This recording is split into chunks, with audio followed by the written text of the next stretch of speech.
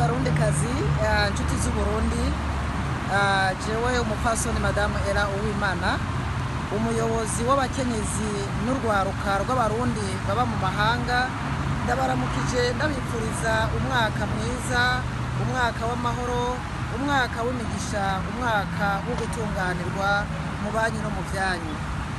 Nkuko mwabibonye iki gisata c'abakenyezi n'urwaruka muri diaspora y'abarundi baba mu mahanga cyatanguye mu itariki 13 z'ukwezi k'umunani umwaka uheze wa 2020.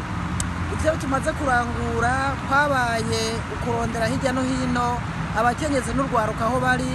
Ubu turamaze kuronka abaserukira abandi muri Australia, muri Oceania, hari abari muri Aziya, hari abari muri Europe aribwo Burayi, hariho n'abari muri Afrika, n'abaserukira abakenyezi n'urwaruka muri Amerika, kandi tukaba dufise n'abandi baserukira abarundi kazi mu gihugu cy'u Burundi bemeye gukorana natwe.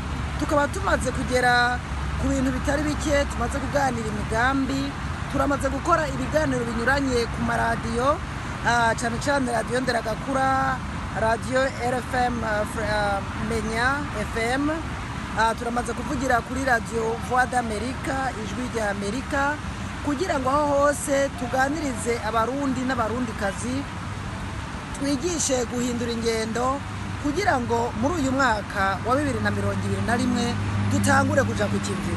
Nibamenyesha yuko ibikenewe twarabironse, ubu tubahamagarira umwe wese kuja ku kivi, umukenyezi ahari, urwaruka n'abandi bose, kugira ngo duhaguruke duterere uruganda, duterere umuganda nyawo kugira ngo dushike ku bintu bikomeye cyane. None rero barundi kazi, reka nongere ndabashimire kuko mwifatanije natwe muri uyu mwaka wa 2020. Hanyuma ngashimira Imana, twari turi mu bihe bikomeye vya corona, ariko Imana ntiyacabuje kudushira hamwe ngo itwungire ubumwe, dushobore guhaguruka nk'umugabo umwe n'umukenyezi umwe, turondere iterambere ry'ingo n'imiryango aho tuba. Nkuko mwabibonye, tuzogera twigishanya turavye ibibazo duhura navyo, mbese n'inyungu dufise aho tuba, haba ari hanze no mu gihugu, kugira ngo duhaguruke twese twiteze imbere, kuko umurundi n'umurundi kazi baba mu mahanga iyo bamaze kwiteza imbere n'igihugu gitera imbere, kuko kiba kimaze kuronka intambwe yabo cavyaye. Hanyuma ndahamagarira rero abakenyezi bari mu mahanga, hageze ko duhaguruka twunga ubumwe, umwe wese ahari. Tumaze kubumenya ibibazo mugenda muhura navyo aho muba hose, hanyuma tukaba twiteguye muri uyu mwaka wa 2021 gukorana na mwebwe mwese mubishaka, kandi mwabinyuzwe ko uruhara rwawe narwo ari ingirakamaro mu iterambere ry'ingo n'imiryango n'ibihugu mbere hamwe n'isi yacu. Twebwe rero mu gisata c'abakenyezi n'urwaruka tugiye guhaguruka dufatane mu nda, turaba imigambi myiza ishobora guteza imbere abarundi kazi n'abarundi.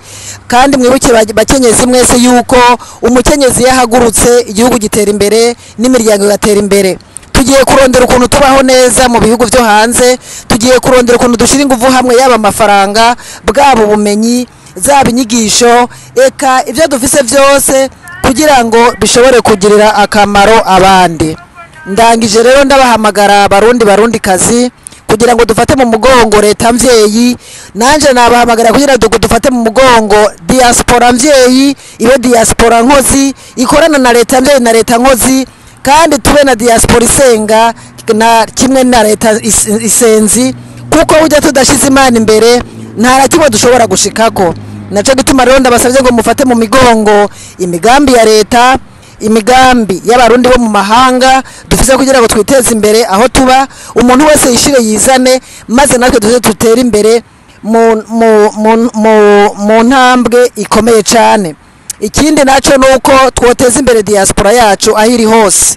Jewe nabemerera nk'urongoye igisata c'abakenyezi n'urwaruka, bikaba ari nayo nkingi y'iterambere ya buri gihugu cyose na community yose. tugiye gushira hamwe ingufu mu bantu bo muri diaspora kandi nkasaba mwese kugira ngo munshigikire abapfasoni n'abashinga ntahe n'urwaruka turi mu mahanga kugira ngo duhaguruke twese dutere intambwe mwiterambere aho twicaye ubu tugira tuhiye kwiruka. Uyu ni umwaka wo gukora, ni umwaka wo guhaguruka, ni umwaka umwe wese wo guhagarara mu mwanya wiwe. Nukuri turashimiye cyane abagiye bitanga kugeza uyu munsi, na cyane cyane urongoye diaspora nabo bakorana. Nukuri turabakomeye amashi, turabafashe mu mugongo, turi kumwe ubu tugiye gukora ibindi byinshi. Turasaba n'abandi bafite icyo bashoboye mu iterambere rya diaspora no mu iterambere ry'igihugu kugira ngo murondere abarongozi banyu, abashaka kubamenya mwoduhamagara. Inomero yanje ni guteranya 1 indwi 1 3 5 5 ubusa 3 3 6 2. Mushobora no kuhamagara no kuri WhatsApp mukanyandikira, nanje nkashobora kuronka tuvugana namwe kugira ngo mushikirize ivyumviro mufise kugira ngo twiteze imbere. Mutandose murashobora no kuvugana na nyakubahwa perezida wa diaspora Jafeti Rojanti, twese n'abandi bose bari kumwe muri komite nshingwabikorwa na komite nyobozi. Twiteguye kugira dukorere hamwe dufate imigambi yose mufise, kuko tugomba kurondera iterambere ryanyu, ni kuvuga ya ntwaro